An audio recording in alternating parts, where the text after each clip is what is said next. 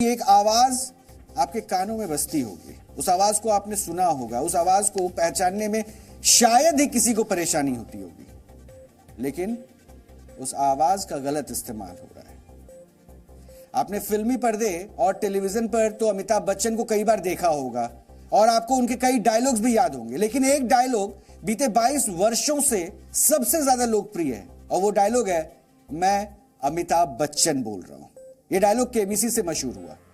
हो सकता है कि आपको ऐसे डायलॉग वाले कोई कॉल या वॉइस मैसेज आया हो और केबीसी और अमिताभ बच्चन से जुड़ा कोई व्हाट्सएप या तस्वीर सोशल मीडिया पर मिला हो जिसमें बड़ा इनाम जीतने का लालच भी दिया गया हो, लेकिन बाद में आपको पता चला कि वो फर्जी था। किसी ने अमिताभ बच्चन का फोटो और ऑडियो वीडियो का इस्तेमाल करके आपको वो मैसेज भेजा था, लेकिन जब कोई अमिताभ बच्चन के नाम से आवाज तस्वीर का इस्तेमाल नहीं कर सकेगा, ये जानकारी आप तक पहुंचेगी तो आप क्या कहेंगे? यानी ये हो सकता है कि आपको चौकन्नी भी करने वाली खबर हो, आपको इस खबर से और भी ज्यादा जानकारी मिले, आप सजग भी हो जाएं। और यही हमारा आज का अगला विश्लेषण भी है।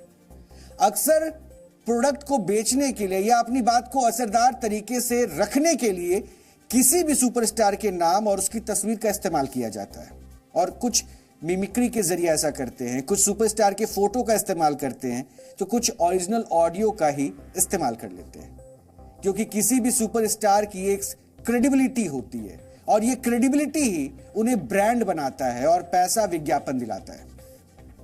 लेकिन अब महानायक की ना तो कोई मिमिक्री कर सकता है, ना ही उनके नाम, तस्वीर या ऑडियो वीडियो का इस्तेमाल कर सकता है। दरअसल अमिताभ बच्चन ने अपने नाम, फोटो और आवाज के इस्तेमाल पर रोक लगाने के लिए याचिका दायर की थी, जिसे कोर्ट ने सही मानते हुए अंतरिम रोक लगा दी है। अमिताभ बच्चन की ओर से दिल्ली हाई कोर्ट में एक याचिका दायर की गई थी और इस याचिका में कहा गया कि ऑनलाइन लॉटरी में उनका फोटो इस्तेमाल हो रहा है और कुछ ने उनकी फोटो वाली टी शर्ट निकालनी भी शुरू कर दी है। कोई उनकी पोस्टर को बेच रहा है। बहुत सारी वेबसाइट के डोमेन पे भी अमिताभ बच्चन के नाम पर रजिस्टर किए जा रहे हैं। इससे उनकी वर्षों की मेहनत से बनी छवि धूमिल हो रही है और इस पर रोक लगनी चाहिए। इस मामले में अमिताभ बच्चन की ओर से हरीश साल्वे कोर्ट में पेश हुए और अमिताभ बच्चन के पक्ष में कहा कि यह सब कुछ काफी लंबे समय से हो रहा है और कोई फर्जी वीडियो कॉल के ऑफर्स दे रहा है, तो कोई लकी ड्रॉ निकाल रहा है, तो कोई सामान बेच रहा है। कोर्ट ने इस मामले में अमिताभ बच्चन को अंतरिम राहत दी और अपने आदेश में कहा कि अमिताभ बच्चन की अनुमति के बिना उनके नाम, तस्वीर का इस्तेमाल नहीं किया जा सकता है। और कोर्ट ने अपने आदेश में कहा कि इसमें कोई दो राय नहीं है कि अमिताभ बच्चन एक जाना पहचाना नाम है और विभिन्न विज्ञापनों में भी वो नजर आते हैं, लेकिन अपनी सेवा उत्पादों को बेचने में लोग उनकी सेलिब्रिटी स्टेटस का बिना उनकी अनुमति के इस्तेमाल कर रहे हैं। ये उन्हें नुकसान पहुंचा रहा है और कुछ जगह तो ये उनकी प्रतिष्ठा को भी धूमिल कर रहा है, इसलिए इस पर रोक लगाई जाती है। इसके अलावा कोर्ट ने टेलीकॉम मंत्रालय, संचार एवं सूचना प्रौद्योगिकी मंत्रालय और इंटरनेट सेवा देने वाली कंपनियों को भी आदेश दिया है, जिसमें उन सभी लिंक्स और वेबसाइट को हटाने के निर्देश दिए गए हैं जिसको लेकर याचिका में शिकायत की गई थी। इसके साथ ही उन सभी नंबरों को ब्लॉक करने का आदेश दिया गया है जिसका इस्तेमाल ऐसे बिजनेस प्रमोशन के लिए हो रहा था। अपनी याचिका में अमिताभ बच्चन की ओर से खासतौर पर 9 लोगों का जिक्र किया गया है जो उनके नाम, आवाज और फोटो का इस्तेमाल कर रहे हैं। इसमें पहला रजत नेगी है, जिस पर कई वेबसाइट और मोबाइल ऐप्स बनाकर अमिताभ बच्चन के तस्वीरों के गलत इस्तेमाल का आरोप है। इसके अलावा राणा परबत सिंह पर केबीसी के नाम से जुड़ी लॉटरी के प्रमोट करने वाले मैसेज व्हाट्सएप पर फैलाने का भी आरोप है और इसी लॉटरी इमेज में अमिताभ बच्चन की तस्वीर भी लगी थी। आप ऐसी ही कुछ तस्वीरें अभी देख रहे हैं, लगातार हम आपको दिखा रहे हैं। इसके अलावा मनोज पब्लिकेशंस पर जनरल नॉलेज क्विज बुक में अमिताभ बच्चन के नाम और तस्वीरों के इस्तेमाल करने का भी आरोप है। वैसे भी केबीसी जीताने और जीतने के लिए कई सारी क्विज बुक्स मार्केट में बीते कई वर्षों में बेचे जा रहे हैं, जिसमें अमिताभ बच्चन की तस्वीरों का इस्तेमाल होता है। इसी तरह से टी शर्ट बेचने वाली कंपनी स्वैग शर्ट्स पर भी अमिताभ बच्चन के नाम का इस्तेमाल करने का आरोप है। कुछ पर अमिताभ बच्चन के नाम से डोमेन बुक करके उनके नाम पर वॉलपेपर बेचने का भी आरोप है और कोर्ट ने इन सभी को तुरंत रोकने का निर्देश भी जारी कर दिया है। कोर्ट के आदेश के बाद अब अमिताभ बच्चन के नाम, आवाज और तस्वीर का सार्वजनिक तौर पर कोई भी इस्तेमाल नहीं हो पाएगा और इसके लिए अमिताभ बच्चन की पहले मंजूरी लेनी होगी। दरअसल कोर्ट इस मामले में अमिताभ बच्चन के आवाज, नाम और चेहरे से जुड़ी किसी भी जानकारी को उनकी इंटेलेक्चुअल प्रॉपर्टी मान रहा है और इसके इस्तेमाल पर कोर्ट ने रोक लगा दी है। देश का बौद्धिक संपदा कानून व्यक्ति या संस्था के किसी संगीत, साहित्य, कला, आविष्कार, प्रतीक, नाम, चित्र, डिजाइन के कॉपीराइट, ट्रेडमार्क या पेटेंट का अधिकार देता है और इसका मकसद उस व्यक्ति या संस्था को सम्मान देना, उनके प्रोडक्ट को अधिकार देना है, क्योंकि अक्सर किसी मशहूर तस्वीर, डिजाइन या आविष्कार का पैसा कमाने के लिए कॉपी कर लिया जाता है।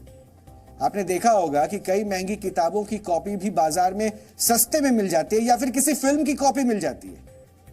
ऐसे ही किसी सुपरस्टार की आवाज या तस्वीर का इस्तेमाल भी किया जाता रहा है और इसी कानून के तहत कई सेलिब्रिटीज ने अपना और अपने बच्चों का नाम ट्रेडमार्क करवा लिया है।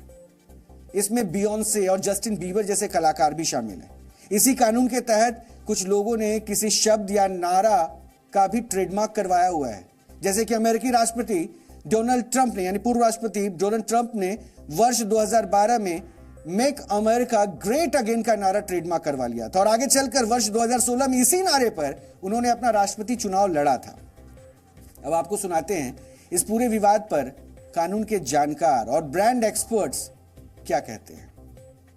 पर्सनालिटी राइट माने जो सेलिब्रिटी हैं, वो सेलिब्रिटी जब इन्फ्लुएंस करते हैं, उनको किसी प्रोडक्ट में इन्फ्लुएंस किया जाता है, तो उसका मैनर और मोड जो है वो लोगों के बीच में किसी भी प्रकार का मिसकंसेप्शन ना रखे, उनकी पर्सनालिटी को किस प्रकार से धूमिल नहीं करे, ये सब चीजों को प्रोटेक्ट करने के लिए पर्सनालिटी राइट्स बनाए गए हैं। तो अगर हम देखें तो डैमेजेस में भी, टॉर्शियस लायबिलिटी में भी अगर हम बात करें और साथ ही साथ भारत के संविधान के अनुच्छेद 21 में बात करें, इंटेलेक्चुअल प्रॉपर्टी राइट में अगर हम बात करें, तो ट्रेडमार्क एक्ट की बात अगर हम करते हैं, तो ये सब चीजें जो है वो पर्सनालिटी राइट के अंतर्गत आती हैं। कॉपीराइट एक्ट 1957 है जो उसको प्रोटेक्ट करता है। तो मैं समझता हूं कि जो पर्सनालिटी राइट्स है, पर्सनालिटी राइट्स हर एक इंडिविजुअल को इस देश में मौजूद हैं और वो गवर्न होते हैं भारत के संविधान के अनुच्छेद 19 और 21 के अंतर्गत। तो किसी भी व्यक्ति के पर्सनालिटी राइट का अगर वायलेशन होता है तो वो अप्रोप्रिएट रेमेडी के लिए अदालत में जा सकता है, जैसे कि अमिताभ बच्चन जी ने दिल्ली हाईकोर्ट में अपनी पर्सनालिटी राइट्स को प्रोटेक्ट करने के लिए पिटीशन डाली ताकि उसका इन्फ्रिंजमेंट नहीं हो और जिस पर ऑनरेबल कोर्ट ने प्रोटेक्टिव ऑर्डर पास किया। भारत के संविधान के अनुच्छेद 21 में राइट टू प्राइवेसी और राइट टू पब्लिसिटी दोनों को आर्टिकल 21 से जोड़कर देखा जाता है और जस्टिस के.एस. पुत्तुस्वामी की 9 जजेस बेंच की जो हिस्टोरिकल जजमेंट है, जो राइट टू प्राइवेसी को प्रोटेक्ट करती है, उसी जजमेंट में पर्सनालिटी राइट भी इंडियन लॉ में आते हैं।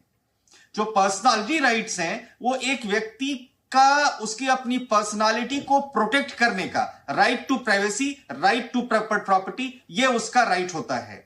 और इसीलिए जो इंटेलेक्चुअल प्रॉपर्टी लॉ है वहां पर स्टैट्यूटरी प्रोविजन से जो गवर्न करते हैं, सेफगार्ड करते हैं किसी के पर्सनालिटी राइट को बहुत ही व्यापक स्तर पर। जैसे कॉपीराइट एक्ट 1957 है, मोरल राइट्स हैं जिसमें एक्सक्लूसिवली जो है ऑथर, परफॉर्मर होते हैं, जो एक्टर्स होते हैं, सिंगर्स होते हैं, म्यूजिशियंस होते हैं, डांसर्स होते हैं, उनको प्रोटेक्ट करता है। तो किसी भी व्यक्ति की पर्सनालिटी, इमेज और उसकी एबिलिटी जो है कि कैसे वो अपने पर्सोना को मैनेज करता है, अपनी वॉइस को, सिग्नेचर को, लाइकनेस को, अपीयरेंस को, फीचर को, फेस को, एक्सप्रेशन, जेस्चर, मैनरिज्म और डिस्टिंक्टिव कैरेक्टर जो कि कमर्शियली कोई और ना यूज कर सके, इसलिए right to personality right Indian law में बात की गई है। जैसे आपका लैंड होता है, लैंड को प्रोटेक्ट करते हैं ना रजिस्ट्रेशन करके कि कोई और खोसला का खोसला ना बना दे, वैसे ब्रांड होता है, उसको प्रोटेक्ट करना जरूरी है। तो अगर आप वो नहीं करोगे तो नुकसान होगा, कोई उसका दुरुपयोग करेगा और आप उसके ऊपर कुछ कार्रवाई नहीं कर सकते। मगर अगर आप प्रोटेक्ट कर रहे हैं, जैसे हाईकोर्ट ने वो बताया है और लॉयर ने और अमिताभ बच्चन ने वो पहल की है, उससे पूरे इंडिया में जितने लोग ने भी मेहनत करके, कोई कलाकार हो सकता है, कोई गायक हो सकता है, किसी ने ट्यून बनाई है, किसी ने गाना गाया है, वो सबके राइट्स, पर्सनालिटी राइट्स प्रोटेक्ट हो सकते हैं। और सबसे इंपॉर्टेंट चीज है कि अमिताभ बच्चन जी जैसे बोलते हैं उनकी जो मॉड्यूलेशन है, उनकी जो आवाज है, उनका जिसको हम बोलते परसीव वैल्यू कंपोनेंट, ब्रांडिंग में हम बोलते हैं, उसको बोलते खूबी और खासियत की छवि। उनकी जो खूबी और खासियत की छवि परसीव वैल्यू कंपोनेंट है, वो उनकी खुद की है, उनकी बनाई गई है। तो राइट्स और ओनर वो होने चाहिए ना। तो इसलिए उसको रजिस्टर कराना बहुत सही है और ये सही ऑर्डर दिया गया है ताकि कोई उसका दुरुपयोग ना कर सके। इस मामले में कोर्ट ने पर्सनैलिटी राइट्स को अहम माना है। ऐसा ही एक मामला सुपरस्टार रजनीकांत से भी जुड़ा है। वर्ष 2015 में एक फिल्म आई, मैं हूं रजनीकांत, और रजनीकांत ने इस फिल्म के रिलीज को लेकर सवाल उठाए थे और इस पर बैन लगाने की मांग की थी। रजनीकांत का उस वक्त कहना था कि उन्होंने काफी मेहनत से अपना नाम बनाया है और उसका इस्तेमाल कोई और नहीं कर सकता है। इस पर मद्रास हाई कोर्ट ने सेलिब्रिटी और पर्सनालिटी राइट्स के आधार पर इस फिल्म के रिलीज पर रोक लगा दी थी। लेकिन क्या सुपरस्टार्स के सिर्फ राइट्स ही होते हैं या सुपरस्टार की कुछ जिम्मेदारी भी होती है? अगर किसी सुपरस्टार के नाम का गलत इस्तेमाल हो रहा है तो उस पर तो रोक लग जाती है, लेकिन जब कोई सुपरस्टार अपने विज्ञापन में भ्रामक दावे करता है या कोई ऐसा विज्ञापन करता है जिसमें जानकारी छुपाई जा रही है, तो उसका जिम्मेदार कौन होगा? जब सुपरस्टार ये कहते हैं कि कोई कोल्ड ड्रिंक पीने से ताजगी आ जाती है, आप कोई भी रेस जीत जाते हैं, तो क्या वो गलत नहीं होता है? जब कोई सुपरस्टार सुगंधित सुपारी या इलायची के नाम पर ऐसी कंपनी के प्रोडक्ट का प्रचार करता है जो गुटखा और पान मसाला बेचता हो, तो क्या यह गलत जानकारी नहीं होती है? तो क्या यह भी एक तरह का धोखा नहीं है? अक्सर आपने देखा होगा कि देश में अलग अलग विज्ञापनों को लेकर विवाद होते रहे, लेकिन सुपरस्टार ऐसे विज्ञापन करते रहते हैं क्योंकि उन्हें इसके लिए बहुत ज्यादा पैसा मिलता है। इसलिए क्या उनका धोखा सही है? सामान्य तौर पर यह माना जाता है कि सुपरस्टार की बातें लोग सुनते हैं और उनकी बातों का असर होता है। सुपरस्टार कड़ी मेहनत से उस ऊंचाई तक पहुंचते हैं, ऐसे में उनका पूरा हक है कि उनकी आवाज, तस्वीर और नाम का गलत इस्तेमाल ना हो और उन्हें इसकी कीमत मिले। लेकिन जब खुद सुपरस्टार बोलने और कला की आजादी के नाम पर किसी की भावना को ठेस पहुंचाते हैं, तो फिर सुपरस्टार की जवाबदेही क्यों नहीं तय होती है? अक्सर यह देखने को मिला है कि कोई सुपरस्टार अपनी फिल्म के रिलीज से पहले जानबूझकर ऐसा बयान देता है जिससे विवाद हो जाए। तो क्या ऐसे सुपरस्टार पर कार्रवाई नहीं होनी चाहिए? अधिकार और कर्तव्य से जुड़ी एक मशहूर लाइन है कि राइट्स आर नॉट एब्सोल्यूट और अनकंट्रोलेबल, और सुपरस्टार पर भी यह बात लागू होती है। अगर कोई व्यक्ति या संस्था पैसे के लिए किसी सुपरस्टार के नाम, आवाज और तस्वीर का गलत इस्तेमाल करता है और उस पर कार्रवाई होती है, तो जो सुपरस्टार पैसे के लिए गलत जानकारी या विज्ञापन करता है, तो उस पर भी सख्त कार्रवाई होनी चाहिए।